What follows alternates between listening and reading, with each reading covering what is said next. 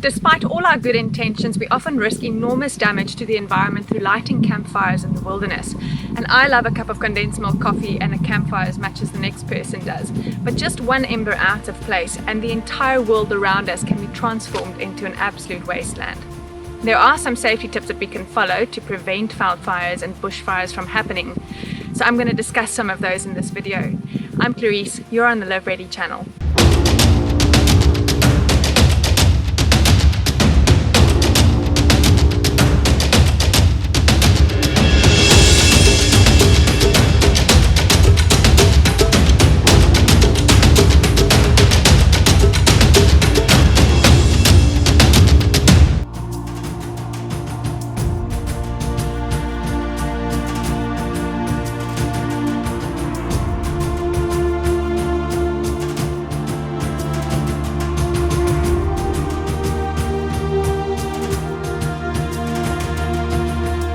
Like I said, I love staring at a campfire as much as the next person does.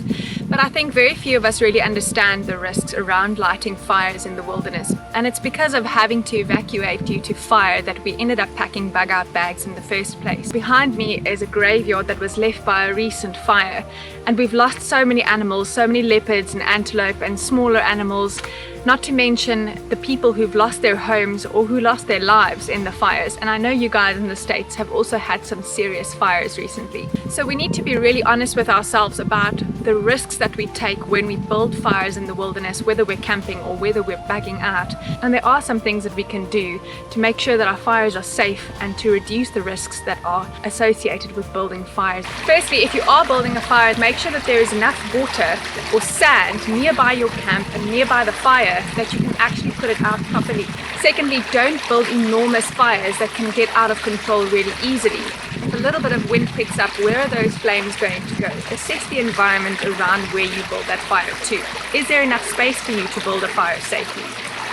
Then thirdly, if you can, try to build a fire off the ground. There are amazing products on the market, and you can see all the ash that's blowing past me. But there are amazing products on the market that can actually lift your fire off the ground. Things like the little fire boxes that you can assemble. And I'll link some of them in the description to this video that you can go and have a look. Use your Kelly kettle, use the little folding stoves, use the wood stove that you have for your tent.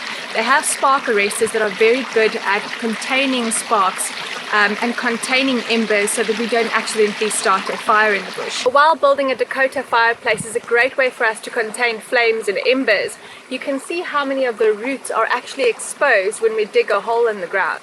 And these roots can actually carry that heat for long distances over long periods of time, and that fire can ignite somewhere else. Sometimes roots can smolder for weeks before suddenly there's a flame again and that fire is reignited. So be very careful if you are going to build a Dakota fireplace that you're not actually going to start a root running fire. If you can, try to use some of the natural features in the land like a rocky outcrop to shield your fire so that you have less risk of actually having embers traveling from your fire into the bush and that it is actually shielded by those rocks. This is another great way that you can actually keep your fire contained. Just remove the roots first. Take good care of where you decide to build your fire.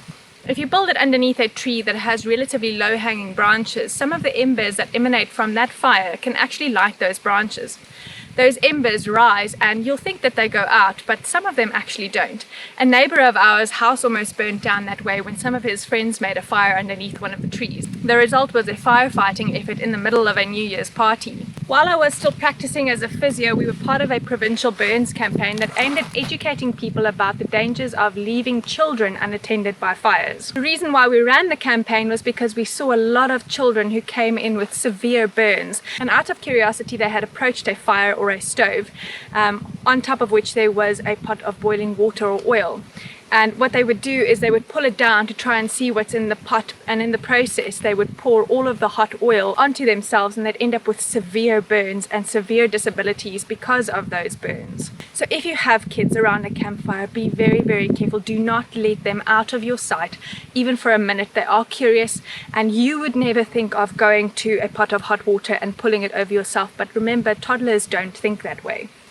2 years ago, our neighbor's house burned down, and 2 people and their dog died in the fire. And while we never found out what the cause of the fire was, or why they didn't realize that there was a fire in the house, so many people subsequently told me of stories where people had fallen asleep with a candle or had been drinking a lot and didn't realize that the house was on fire and had died in similar fires.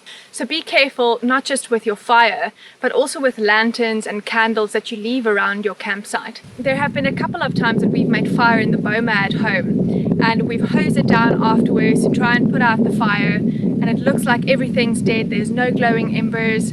It's a little bit warm still, but it's sizzling with all of the water that we've put on it, just to find a roaring fire half an hour later again. And if you don't go and pull your fire apart and you don't go and spread those coals, all that happens is the water that reaches the top of the coals just evaporates into steam, and you're left with this glowing hot ember on the inside of that fire that doesn't get put out properly. And that's why fires can reignite as well. Everything around here has been reduced to absolute charcoal, but don't for a moment think that it's abandoned or deserted. The poachers are just up the road, still with their chainsaw cutting down trees and logging as if nothing's happened.